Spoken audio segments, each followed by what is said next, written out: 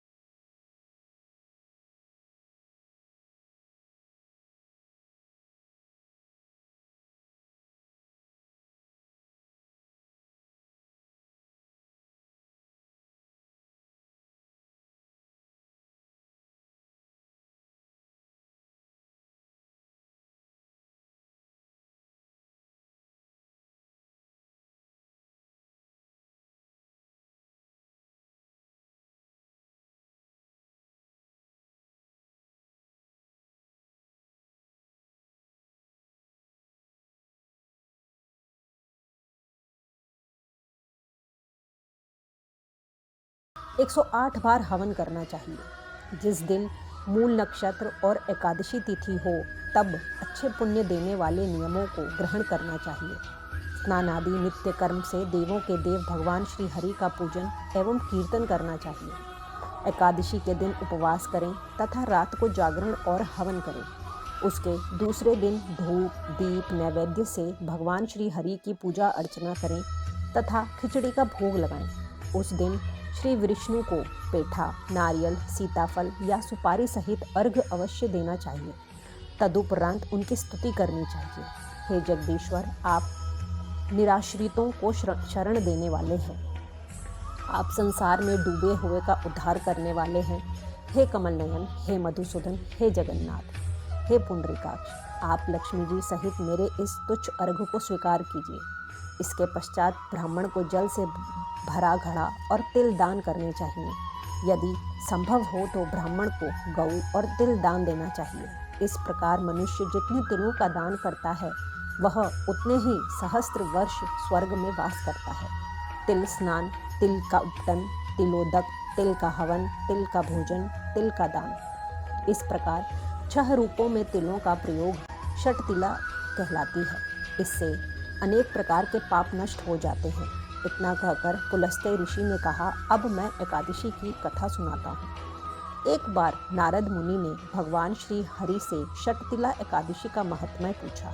वे बोले, हे प्रभु, आप मेरा प्रणाम स्वीकार करें। षठ तिला एकादशी के उपवास का क्या पुण्य है, उसकी क्या कथा है, कृपा कर मुझसे कहिए। नारद की प्रार्थना सुन भगवान श्री हरि ने कहा, हे नारद, मैं तुम्हें प्रत्यक्ष देखा सत्य वृतांत सुनाता हूँ, ध्यान पूर्वक श्रवण करो। बहुत पहले मृत्यु लोक में एक ब्रह्माणी रहती थी।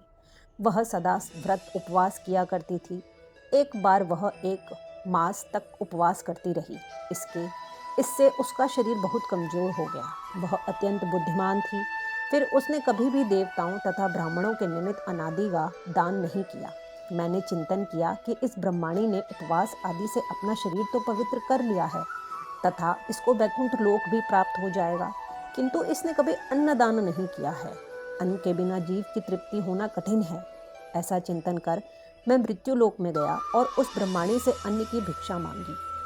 इस पर उस ब्राह्मणी ने कहा, हे योगीराज, आप यहाँ किस लिए पधारे हैं? मैंने कहा, मुझे भिक्षा चाहिए। इस पर उसने मुझे 1 मुट्ठी का पिंड दे दिया। मैं उस पिंड को लेकर स्वर्ग लौट आया।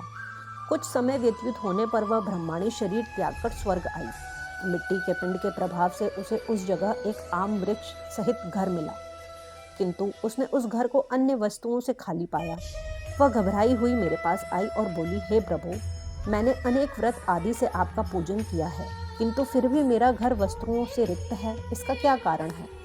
मैंने कहा, तुम अपने घर जाओ और जब देव स्त्रियां तुम्हें देखने आएं, तब तुम उनसे षटतिला एकादशी व्रत का महात्म्य और उसका विधान पूछना। जब तक वह न बताएं तब तक द्वार नहीं खोलना। प्रभु के ऐसे वचन सुन वह अपने घर गई और जब देव स्त्रियां आईं और द्वार खोलने के लिए कहने लगीं, तब उस ब्रह्माणी ने कहा, यदि आप मुझे देखने आई हैं तो पहले मुझे षटतिला एकादशी का महात्म्य बताएं। तब उनमें से एक देव स्त्री ने कहा, यदि तुम्हारी यही इच्छा है तो ध्यान पूर्वक श्रवण करो। मैं तुमसे एकादशी व्रत और उसका महात्म्य विधान सहित कहती हूँ। जब उस देव स्त्री ने षटतिला एकादशी का महात्म्य सुना दिया, तब उस ब्रह्माणी ने द्वार खोल दिया। देव स्त्रियों ने ब्रह्माणी को सब स्त्रियों से अलग पाया। उस ब्राह्मणी ने भी देव स्त्रियों के कहे अनुसार षटतिला एकादशी का उपवास किया और उसके प्रभाव से उसका घर धन धान्य से भर गया। अतः हे पार्थ, मनुष्यों को अज्ञान को त्याग कर षटतिला एकादशी का उपवास करना चाहिए। इस एकादशी व्रत के करने वाले को जन्म जन्म की निरोगता प्राप्त हो जाती है। इस उपवास से मनुष्य के सभी पाप नष्ट हो जाते हैं। कथा का सार, इस उपवास को करने से जहाँ हमें शारीरिक पवित्रता और निरोगता प्राप्त होती है, वहीं अन्न, तिल आदि दान करने से धन धान्य में बढ़ोतरी होती है। इससे यह भी सिद्ध होता है कि मनुष्य जो और जैसा दान करता है, शरीर त्यागने के बाद उसे फल भी वैसा ही प्राप्त होता है। अतः धार्मिक कृत्यों के साथ साथ हमें दान आदि अवश्य करना चाहिए। शास्त्रों में वर्णित है कि बिना दान किए कोई भी धार्मिक कार्य संपन्न नहीं होता। राधे राधे।